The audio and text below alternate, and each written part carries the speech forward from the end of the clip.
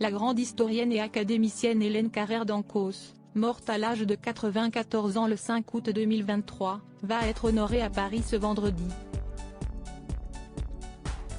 Ce sont les membres de l'Académie française qui ont fait part de l'information, relayée dans Le Figaro.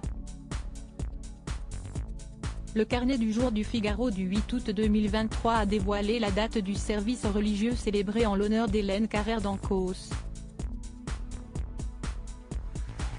Il se déroulera vendredi 11 août à 10h30 en l'église Saint-Germain-des-Prés dans le 6e arrondissement de Paris, d'après les membres de l'Académie française, dont l'historienne était la première femme secrétaire perpétuelle.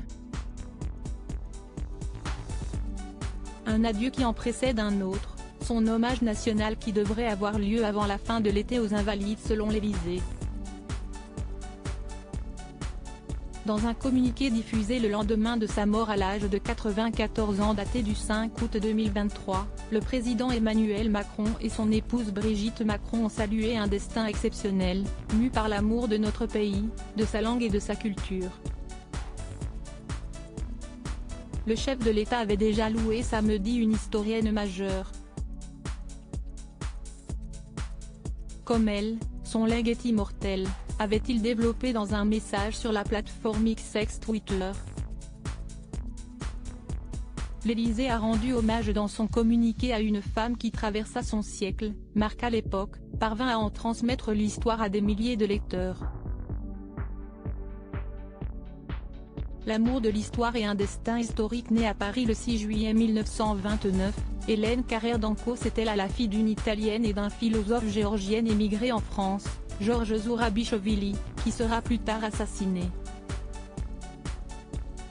Elle a acquis la nationalité française en 1950 et épouse 2 ans plus tard Louis Carrère, dit Carrère d'Ancos.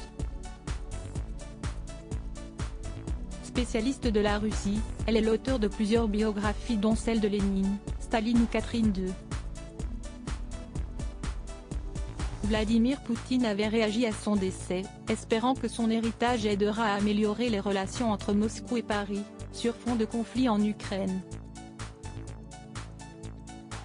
Membre depuis 1990 de l'Académie française, Hélène Carrère d'Ancos s'était opposée à la féminisation de la langue française et plus globalement à l'écriture inclusive. Mère de 3 enfants aux brillantes carrières, parmi lesquels la médecin et consultante dans les médias Marina, elle a également eu une carrière politique et a notamment été élue au Parlement européen en juin 1994.